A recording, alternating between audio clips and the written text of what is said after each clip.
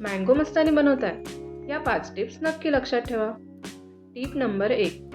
आंब्याचा पल्प बनवल्यानंतर 15 मिनिटं फ्रीजमध्ये ठेवा. त्यामुळे चव अधिक छान सेट होते. Tip number 2. आंब्याचे तुकडे फक्त वरच नाही तर ग्लासच्या तळाशीही घाला. त्यामुळे प्रत्येक घोटात आंब्याची चव मिळते.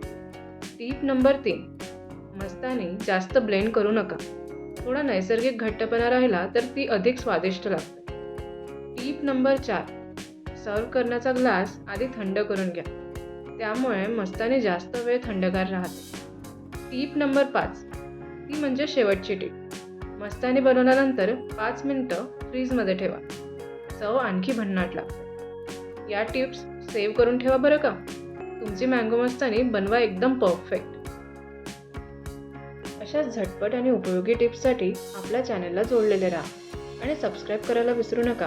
पुन्हा भेटूया. थँक्यू.